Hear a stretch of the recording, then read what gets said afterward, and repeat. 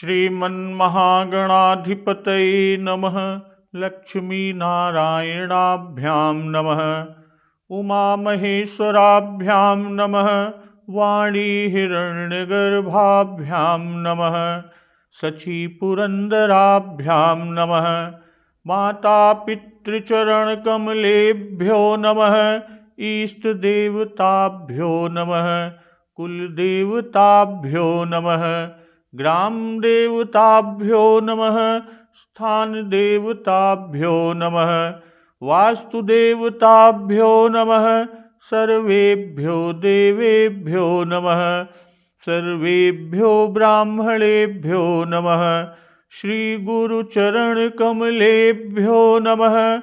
ओम सिद्धिबुद्धिसहिताय श्रीमन्महागणाधिपतये नमः। महाराज दशरथ जी रानी कैकेयी को कोप भवन में होने का समाचार सुनकर अत्यंत दुखित होते हैं और कोप भवन में जाकर रानी कैकेयी को बहुत कुछ कहकर और फिर कहते हैं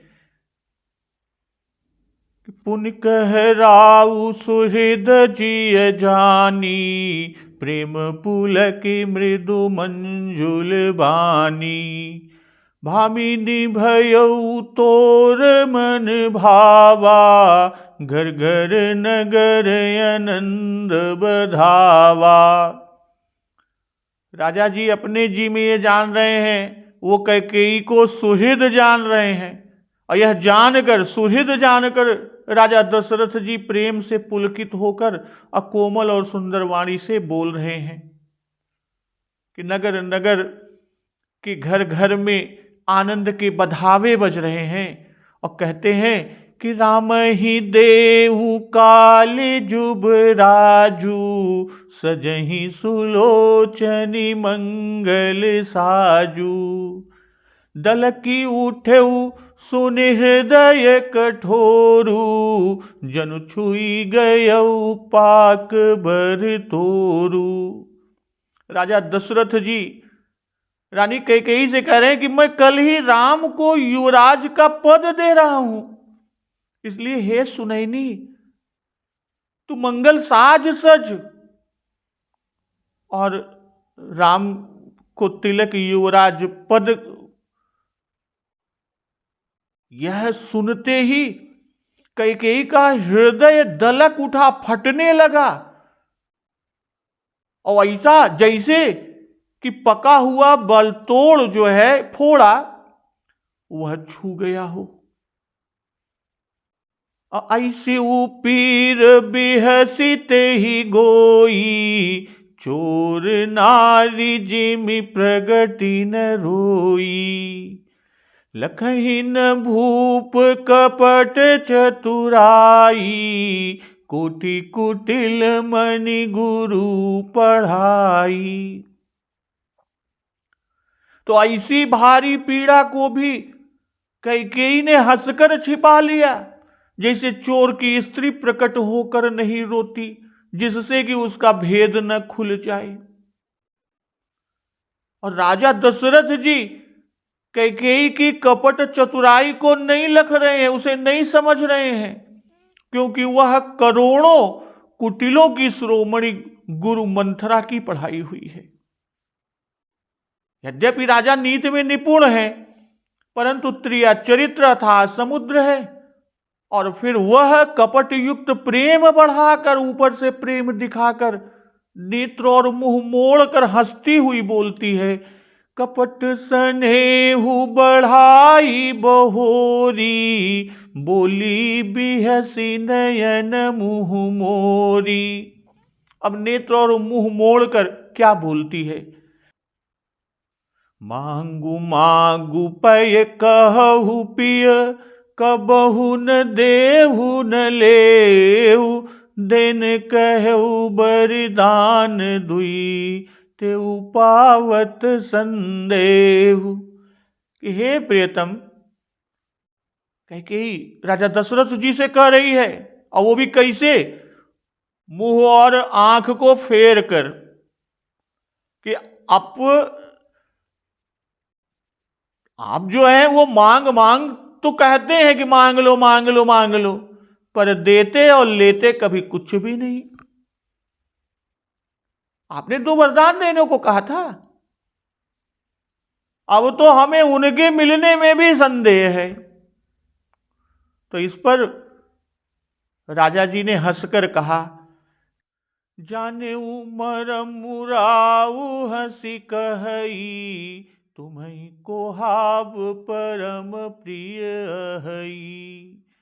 थाती राखिन मांगे हुकाऊ, बिसरी गयऊ मोहि भोर सुभाऊ।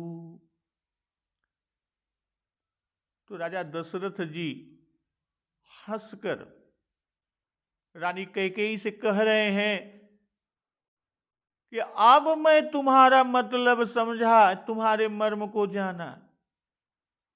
भाई मान करना तुम्हें परम प्रिय है, तुमने उन धर्म जो वरदान है, वर मांगने को कहे थे, उन वरों को थाती यानी धरोहर रख कर और फिर कभी मांगा ही नहीं। अब मेरा भूलने का स्वभाव होने से मुझे भी वह प्रसंग याद ही नहीं रहा। झूठे हूँ हम ही दोषु जनि देहू, दुई कय चारी मांगी मकुलेहू। भाई मुझे झूठ मूठ दोष मत दो, झूठे दोष न दे। चाहत दुई के बदले चार मांग ले। रघुकुल रीति सदा चली आई, प्राण जाहू बरु बचनु न जाई। रघुकुल में सदा से यही रीति चली आई है, प्राण भले ही चले जाएं पर वचन नहीं जाने पाता।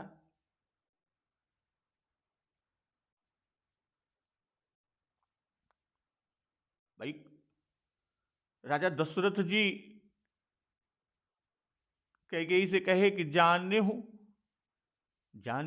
मरम राऊ हंसी कहई, कि कोहाना तो परम प्रिय है, तुम्हें कोहाब परम प्रिय अहि, इसी से ऋषियान हो। नहीं तो जब तुम्हारी थाती हमरे यहाँ रही, हमरे पास रही, तो जब चाहे तू मांग ले तू, तो एमा ऋषियाय के कौन काम है, कौन जरूरत है ऋषियाई के। और राजा यह बड़े हसन काहे कि रानी कुपित है,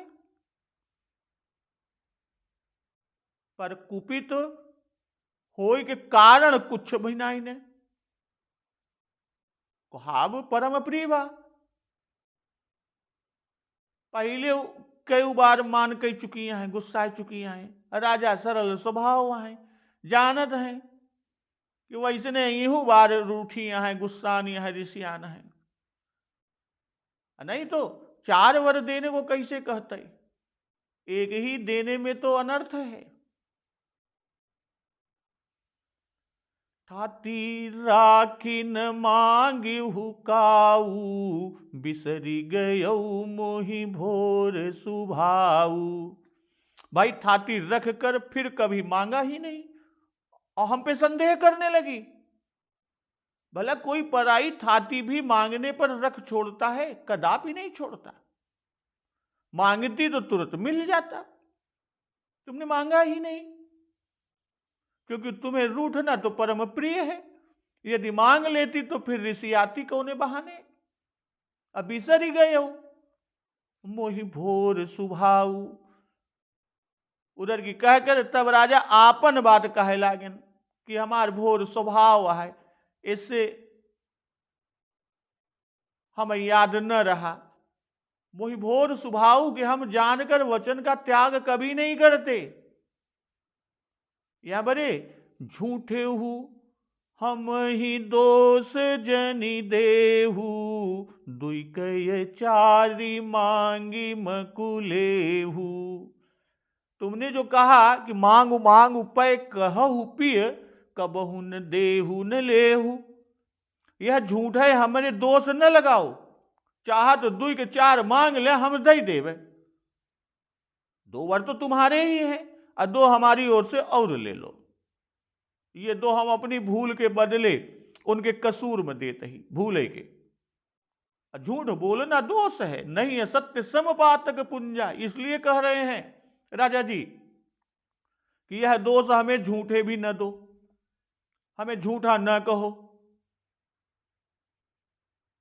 क्योंकि झूठा बनाने से हमारे कुल को और हमें दोनों को कलंक लगता है। रघुकुल में कोई झूठ नहीं बोलता, तुमने मांगा ही नहीं और हम भूल गए, इसलिए हम झूठे तो नहीं हो सकते, हमारा दोष ही इसमें कुछ नहीं है। रघुकुल रीति सदा चली आई, प्राण जाहु बरु बचनु न जाही। यह रघुकुल की रीति है। रघुकुल सत्यवादी है, और रीति क्या है कि यदि कुल में कोई एक सत्यवादी हुआ तो उससे कुल की रीति नहीं कही जा सकती। इस कुल में सदा से यह रीति चली आई है, अर्थात जब से रघुकुल उत्पन्न हुआ तब से इस कुल में बराबर सत्य का निर्वाह चला आ रहा है, और सब सत्यवादी होते हैं। सत्य का सदा चलता आना कठिन है, पर रघुवंशी सदा सत्य बोलते हैं। इसलिए कहा कि रघुकुल रीति सदा चली आई। कहने का भाव, हम रघुवंशी हैं, हम देने को कह के फिर कैसे न देंगे। राजा भवितव्यता के वश धर्म पास में फंसे। किसके वश? भवितव्यता के वश धर्म पास में फंसे, और अपने वचन को पुष्ट करते हैं कि प्राण जाहु बरु बचन न जाई। वचन प्राण से अधिक प्रिय है, अपने वचन के लिए प्राण भी दे सकता हूं। अब वचन न टलने का कारण राजा जी आगे कहते हैं कि नहीं असत्य समपातक पुंजा, गिरि सम होहि की कोटिक गुंजा।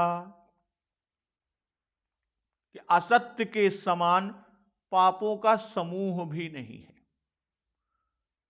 क्या करोड़ों घुंघचियां मिलकर भी पर्वत के समान हो सकती हैं?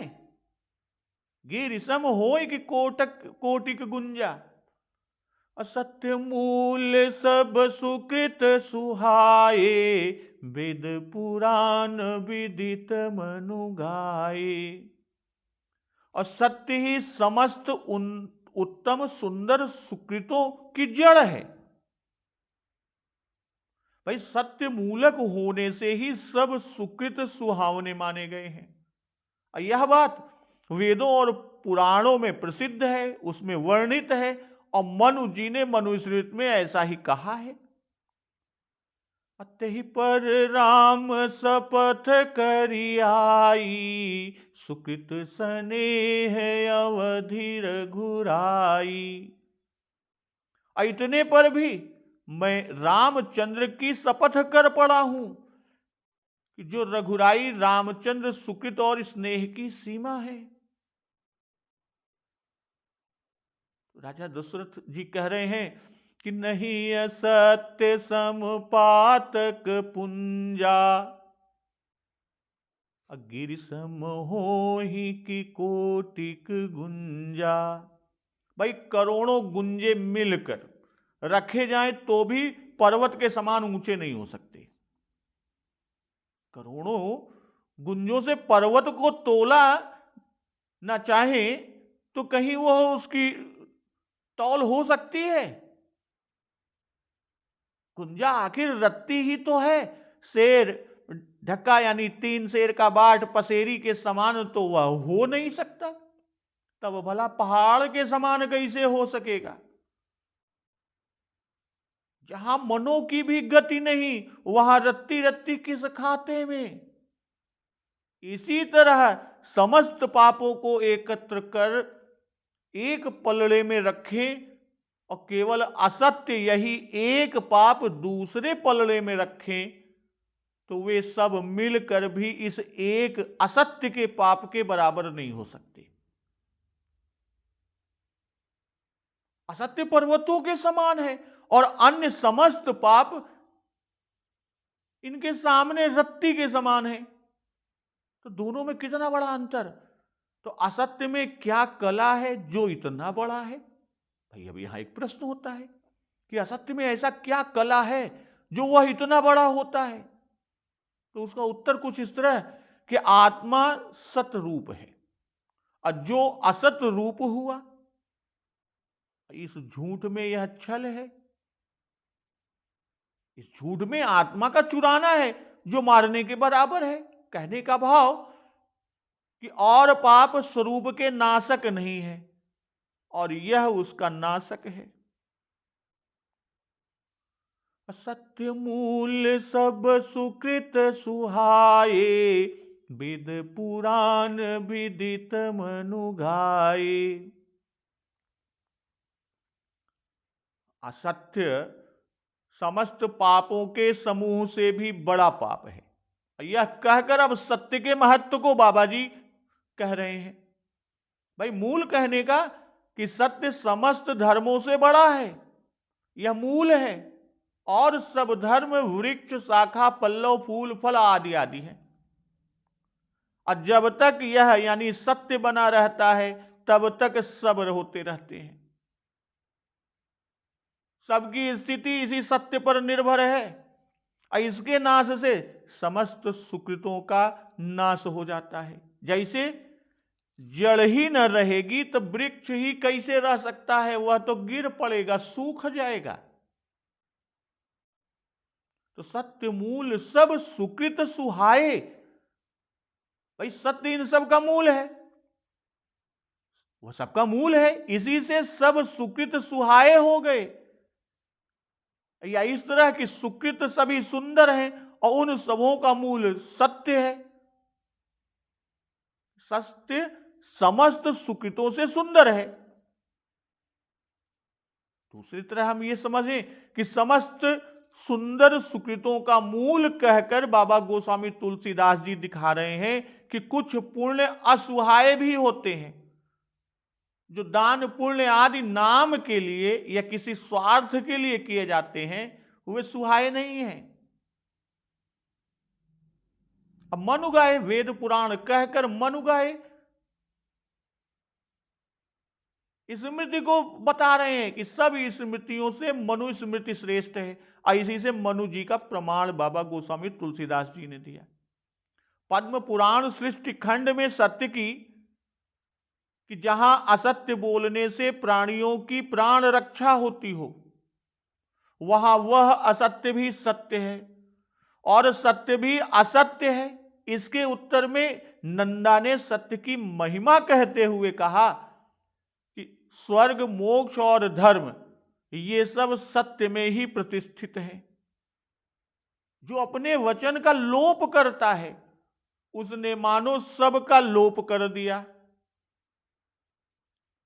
शास्त्रों अश्वमेघ यज्ञ भी सत्य भाषण की समता को नहीं पहुंच सकते। तो सत्य ही उत्तम तप है, सत्य ही उत्कृष्ट शास्त्र ज्ञान है और सत्य ही से साधु पुरुषों की परख होती है। वही सत्पुरुषों की वंश परंपरागत संपत्ति है और सत्य का ही आश्रय संपूर्ण आश्रयों से श्रेष्ठ माना गया है। और उसके आगे भी दशरथ जी कह रहे हैं कि तेहि पर राम शपथ करियाई, सुकृत स्नेह अवधिर घुराई। राम की शपथ हम कभी नहीं करते, अकस्मात ही मुंह से निकल आई। रघुनाथ जी हमारे सुकृत और स्नेह की अवधि है, हमारा सुकृत यहीं तक है, हमारा स्नेह यहीं तक है। पहले असत्य की बड़ाई कही कि नहीं असत्य सम पातक पुंजा, सत्य की बड़ाई की कि सत्य मूल सब सुकृत सुहाए। अब राम शपथ की बड़ाई कर रहे हैं। इस तरह असत्य से बड़ा सत्य है, सत्य से बड़ा राम शपथ है, और राम जी के लिए सब धर्म त्याग दिए जाते हैं। अतः पर यह सबसे उत्कृष्ट है, सो इस शपथ को भी हम कर पड़े। भाई सब सुकृत करने पर तब कहीं स्नेह होता है कि सकल सुकृत फल राम सनेहु, और उस स्नेह की अवधि रघुराई, अर्थात अत्यंत प्रेम से ही श्री राम जी की प्राप्ति होती है। श्री राम प्रेम के आगे फिर कोई प्रेम नहीं है। जैसे नदियों की अवधि समुद्र, वैसे ही सुकृत और स्नेह राम जी ही तक है, आगे नहीं। जैसे किसानी के काम से अन्न की सिद्धि होने पर फिर कोई थाली में दाल भात रोटी आने पर खाद नहीं डालता, ठीक वैसे ही सब सुकृत करके राजा राम जी को प्राप्त कर चुके, और वे राम जी को भली भांति पहचानते हैं कि जाकर नाम सुनत शुभ होई, मोरे गृह आवा प्रभु सोई। तो अब उन्हें सुकृत करने की आवश्यकता ही न रह गई। दशरथ सुकृत राम धर देहि। अब बात पक्की कराकर तब दुर्बुद्धि कैकेयी हंसकर बोल पड़ी कि बात दृढ़ाई कुमति हंसी भोली, कुमत कुबिहग कुलह जनु खोली। बात पक्की कराई, एकदम पक्की कराई ले। वो दुर्बुद्धि कैकेयी हंस के बोलत है कि मानो कुमत रूपी बीज की टोपी खोल दी। भूप मनोरथ सुभग बनु, सुख सुबिहंग समाज, भिलनि जिमि छाड़न चहती, बचन भयंकर बाजु। राजा का मनोरथ सुंदर वन है और सुख सुंदर पक्षियों का झुंड है, तो उस पर भीलनी जैसी कैकेयी अपना वचन रूपी भयंकर बाज छोड़ना चाहती है।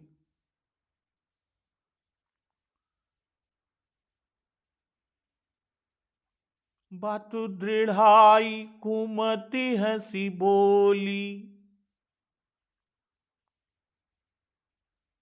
तो कुमति बिहग, कुबिहग और कुलह, भाई कुविचार का वचनबाज है और कपट कुलह है। तो जो इस वचन रूपी बाज को छिपाए हुए था, बोली का मुख से बाहर निकलना कुलह का खोला जाना है, और शिकार सम्मुख होने पर टोपी खोली जाती है।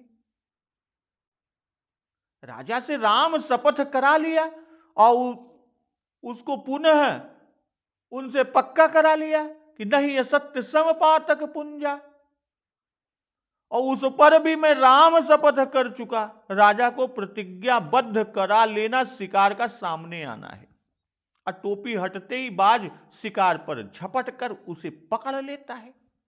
तो ठीक वही दशा राजा की इन वचनों से होगी। वे आहत होंगे और इन वचनों में वे बंध या फंस गए, और राजा अब निकल नहीं सकते।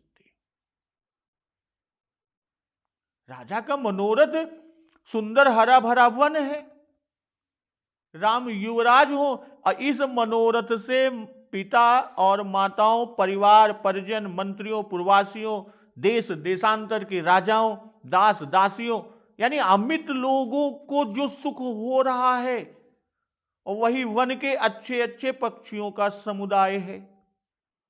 तो बाज कौन है यहां? कुविचार का वचन बाज है। तो वह कुविचार वचन रूपी बाज इन पक्षियों पर टूट पड़ता है और इनका शिकार करता है। तो कैकेयी के वचन एकाएक राजा पर पड़कर उनके और अन्य सबके भी सुखों का नाश करेंगे। तो बातु दृढ़ाई कुमति हंसी बोली, कुमत कुबिहग कुलह जनु खोली। तो राजा ने राम शपथ किया, यही बात का दृढ़ होना है कि भूपति राम शपथ जब करई, तब मांगे हुजेहि बचन न टरई। तो अब वचन नहीं टल सकता। भाई जिस अवसर की घात में कैकेयी थी वह अब मिला, इसलिए वह कुमतिनी जिसने पहले से ही कुत्सित मत ठान रखी थी वह हंसी बोली, यानी प्रसन्न होकर बोली। कुमत मंथरा की दी हुई कुत्सित मत है कि सुत ही राज राम ही बनवासु, देहु लेहु सब सवती हुलासु। तो यही कुमत तो वचन रूपी बाज का वस्त्र यानी टोपी है। जैसे वस्त्र से बाज ढाका रहता है वैसे ही दोनों वरदान रूपी वस्त्र से वचन ढके हैं। कैकेयी वरदान मांगने का मौका ताकती रही या वरदान के मिलने का, इसी से जल्दी नहीं बोली। कुलह जनु खोली, अर्थात सुविहंग के समाज में कुविहंग को छोड़ना चाहती है। जैसे वस्त्र से बाज निकले वैसे कुमत से वचन निकले। कुमत कुविहंग है। अब पक्षी को देखकर उसकी हिंसा यानी शिकार के लिए मानो बाज की कुलही आंख की पट्टी खुली। तब कुबुद्धि कैकेयी हंसकर बोली। उस पर बाबा गोस्वामी तुलसीदास जी उत्प्रेक्षा करते हैं कि वह हंसकर नहीं बोली, उसका ओठ नहीं फड़का, किंतु मानो हिंसा के लिए बाज की कुलही खुली। भूप मनोरथ, अब यहां पर कहते हैं भूप मनोरथ सुभग बनु। सुभग बनु यानी कल्प वृक्ष का वन है। अमोर मनोरथ सुर तरु फूला, मनोरथ श्री रामचंद्र जी के राज्याभिषेक का है, इसी से उसे सुभग और सुख सुविहंग समाज है। अर्थात भूप के मनोरथ में सब लोग सुखी हैं। राजा को अपने मनोरथ से जो सुख हो रहा है वह सुविहंग समाज।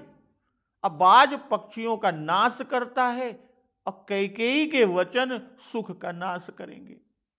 बाज दो पक्ष युक्त होते हैं और कैकेयी के वचन दो वर युक्त हैं।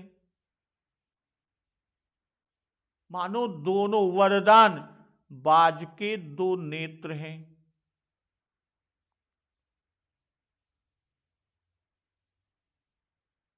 कैकेयी आगे कह रही है कि सुनहु प्राण प्रिय भावत जी का, देहु एक बर भर तहि टीका।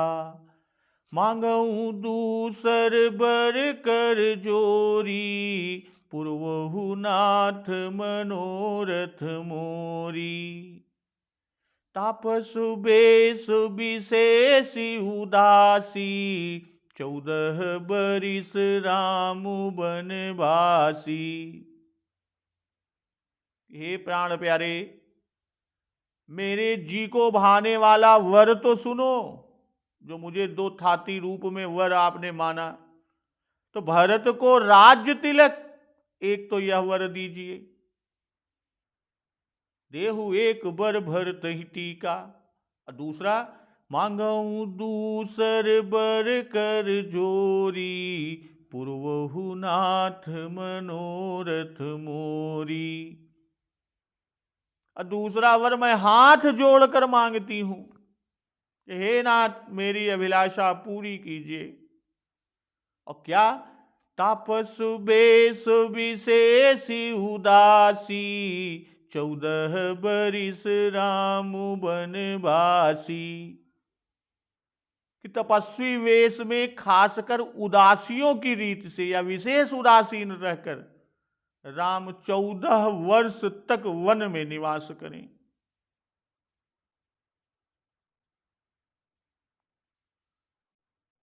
कैकेयी कह रही है, सुनहु प्राण प्रिय भावत जी का, देहु एक बर भरत ही टीका। तो राजा ने कैकेयी को प्राणप्रिया कहा कि प्राण प्रिया के ही हेतु रिसानी, इसी से वह भी प्राणपति यानी प्राण प्रिय कह रही हैं। आप हमारे प्राणों के पति हैं, इसलिए हमारा मनोरथ अवश्य पूरा करेंगे। अपना स्वार्थ साधने के लिए कैकेयी ने अत्यंत प्रिय संबोधन किया, प्राण प्रिय। अब इसके कुछ और भी भाव बन सकते हैं, जैसे राजा वर देने और मनोरथ पूर्ण करने की प्रतिज्ञा कर चुके, इसलिए प्राणों के सदृश प्रिय कहा कैकेयी ने। और साधारणतया यह शब्द पति के लिए स्त्रियां प्रयुक्त करती हैं, प्राण प्रिय, प्राणनाथ। और वर मांगते हुए भी वह कपटपूर्ण स्नेह प्रकट कर रही है। अगर प्राण प्रिय को भावत जी का, सुनो प्राण प्रिय भावत जी का, तो भावत जी का अगर हम विशेषण मान लें तो इसका भाव कुछ इस तरह होगा कि ये वर मुझे आपके प्राणों से भी अधिक प्रिय है, क्योंकि इस समय इन वरदानों के मांगने से निश्चय है कि वह राजा के प्राणों की भूखी है,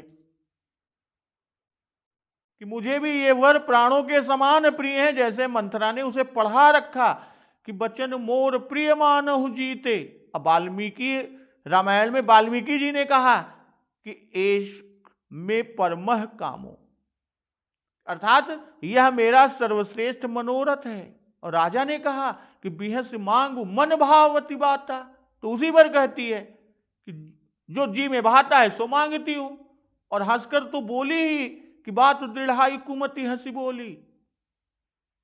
और क्या कि देहु एक बर भर तहि टीका। भाई जिस अभिषेक की सामग्री से आपने राम के तिलक का निश्चय किया, उसी से मेरे पुत्र का अभिषेक कर दीजिए। दूसरी सामग्री जुटानी नहीं है, सारी सामग्री एकत्रित है, तो इससे अधिक दिन न लगेंगे। भाई सामग्री जुटाना पड़ेगा तो और समय लगेगा। अब भरत को तुरंत बुलाया जाए और इसी सामग्री से भरत के आते ही भरत का तिलक किया जाए। और फिर कहती है, मांगऊ दूसर बर कर जोरी, पूर्वहु नाथ मनोरथ मोरी। भाई पहले भरत को राज्य मांगा, पीछे राम को वनवास, क्योंकि मंथरा का वचन है कि सुत ही राज राम ही वनवासु। राज पहले तब वनवास। भाई वन का वर पहले मांगने पर राजा को चेत ही नहीं रह जाएगा, वे तो अचेत हो जाएंगे, तब भरत का राज्य का वरदान रह ही जाएगा। भाई दूसरा वर अगम है, इसी से अपना काम निकालने के लिए हाथ जोड़कर अपना विशेष विनीत भाव कैकेयी दिखा रही है। इसी से प्राण प्रिय संबोधन किया कि हमको अत्यंत प्रिय है। ये वही हाथ हैं जिनके बल से मैंने देवासुर संग्राम में आपके प्राण बचाए थे।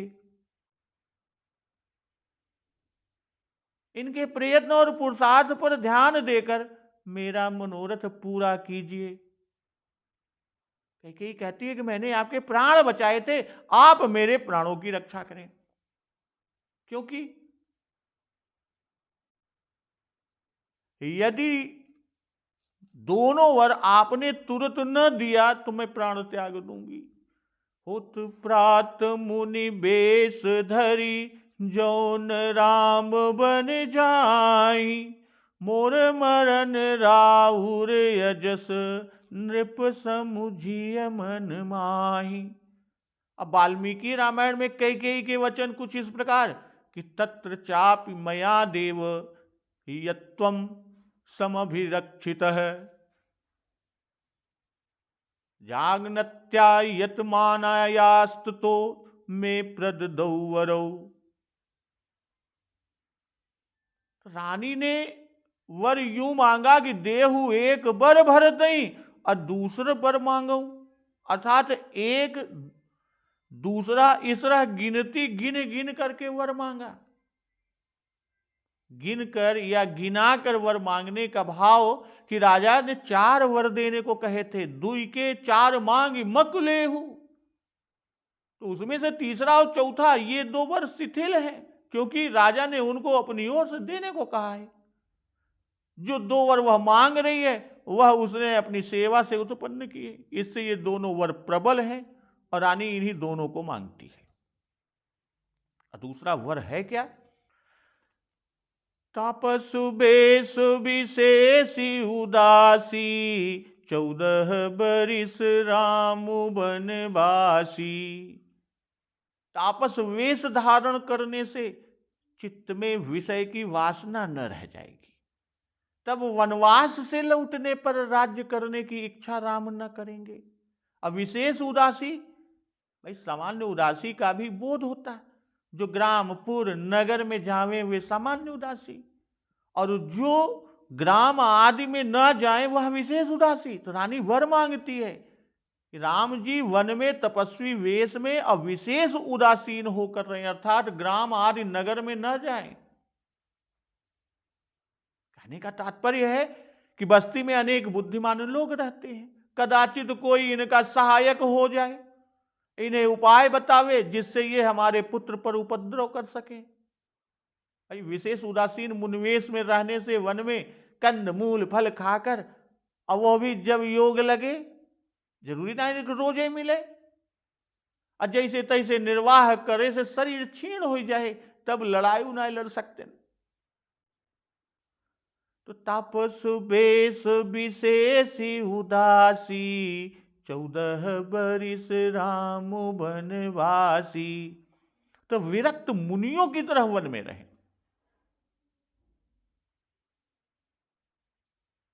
कई सोचती है कि केवल वनवास से काम न चलेगा, क्योंकि सारी प्रजा को श्री राम जी प्राण प्रिय हैं, सब उनके साथ चल देंगे, वन में ही जाकर रहेंगे, अवध तो हमारा उजड़ जाएगा, वन ही अवध बन जाएगा, अवध जहां तह राम निवासु। तो उजड़े हुए नगर में तब भरत ही क्या करेंगे, किस पर राज्य करेंगे? इसलिए कि तपस्वियों के वेश में रहने को कह रही हैं,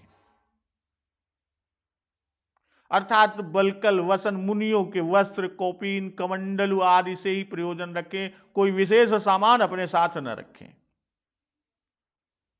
क्योंकि तपस्वी वेश स्वयं उदासीनता का चिन्ह है। पर उसे कैकेयी को इतने से भी संतोष नहीं, वह चाहती है कि विशेष उदासी। भाई भरद्वाज वशिष्ठ दुर्वासा आदि विरक्त उदासीन तपस्वी हैं कि सुनो भरत हम झूठ न कहीं, उदासीन तापस बन रही।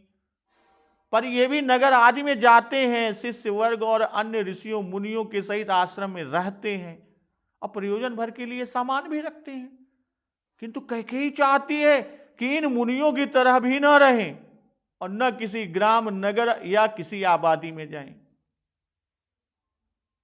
इस प्रकार राम जी रहे, ऐसा क्यों? यह क्यों? कैकेयी के जी में अब यदि कोई भी भय था तो वह रामचंद्र जी से, भरत जी के अनिष्ट होने का था। कैकेयी डर रही है कि यदि राम जी नगर में रहेंगे तो प्रजा इनके पक्ष में हो जाएगी और ये भरत से राज्य छीन लेंगे। या यदि किसी दूसरे नगर देश या ग्राम में रहने दिया जाएगा तो एक संदेह है कि किसी दूसरे को चढ़ाई करने को भेज दें। इसीलिए कैकेयी कहती है कि ये कहीं किसी आबादी में ना जाएं, सबसे उदासीन रहें, सबसे दूर रहें, राज्य सुख संपत्ति का विचार भी मन में न लाएं, किसी से बैर विरोध मित्रता का भाव भी मन में न लाएं। और इस तरह जब 14 वर्ष बीत जाएंगे तब एक तो उन्हें स्वयं ही राज्य की चाह न रह जाएगी, और दूसरे रहे भी तो उनका कोई साथ न देगा। क्योंकि उतने दिनों में भरत जी का पूर्ण स्वत्व प्रजा पर हो जाएगा। प्रजा, मंत्री, देश देशांतर के राजा आदि सभी भरत को चाहने लगेंगे और वे राजकाज में भी निपुण हो जाएंगे। तो अब यहां एक प्रश्न होता है, कैकेयी ने 14 वर्ष के लिए वनवास क्यों मांगा?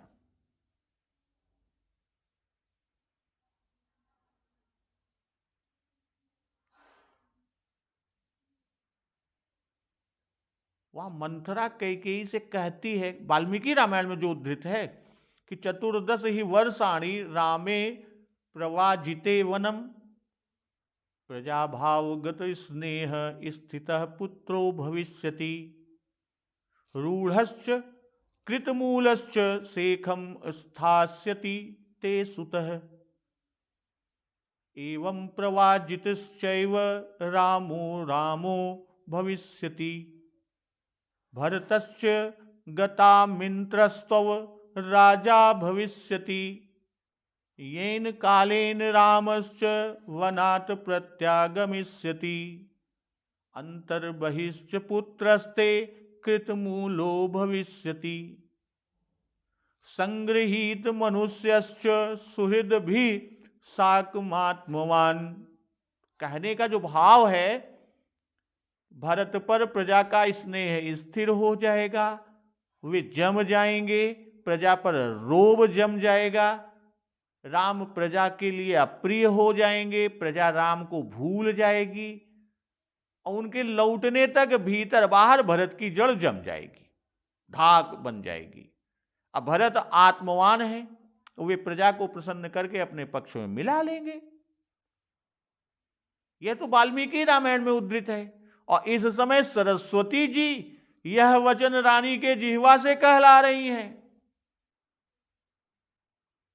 मानस की मंथरा ने दिन नहीं बताए थे, पर सरस्वती तो जानती है कि रावण की मृत्यु को 14 वर्ष शेष यानी बाकी हैं, इसलिए 14 वर्ष का वनवास मांगा। ऐसा न होता तो जन्म भर के लिए वनवास मांगकर और सदा के लिए बेखटके क्यों न रह जाती। और इससे कम कहती तो रावण का वध कैसे होता, देव कार्य कैसे होता, कि जिसके लिए उन्होंने शारदा को अवध भेजा कि विपत्ति हमारी बिलो की बड़ी, मातु करी सोई आज, राम जाहि बन राज तजी, होई सकल सुर काज। कि रावण वध हो जाने पर अधिक वनवास से प्रयोजन नहीं। सरस्वती जी क्यों अधिक वनवास कराती? वह तो इतने से ही पछताती थी कि भयउ सरोज विपिन हिमराती, प्रजा का दुख न देख सकती थी। अब मंथरा ने कैकेयी से कहा था कि भयउ पाख दिन सजत समाजू। 14 दिन बीतने पर 15वें दिन खबर मिली, इसलिए एक दिन के बदले एक एक वर्ष का वनवास मांगा।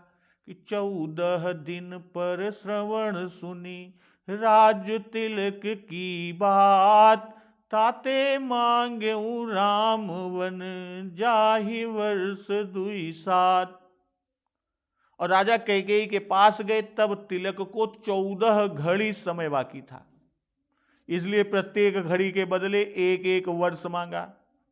और 14 वर्षों में 14 राजनीतियों और विद्याओं में भरत निपुण हो जाएंगे। और वह इतने वर्षों में शास्त्र से राम जी का कुछ हक या हिस्सा पिता की जायदाद पर न रह जाएगा। तो इस तरह रानी ने जो 2 वर मांगे, उस पर राजा दशरथ जी का क्या हश्र होता है, राजा दशरथ जी की क्या प्रतिक्रिया होती है, क्या कहते हैं, इसका श्रवण अमृत रसपान हम लोग अगले दिवस की कथा में करेंगे। तो एक बार जोर से बोलिए, सियावर रामचंद्र की जय, पवन सुत हनुमान की जय, जगत जननी मां जगदम्बा की जय, गुरुदेव भगवान की जय। उमापति महादेव की जय। जय श्री राम।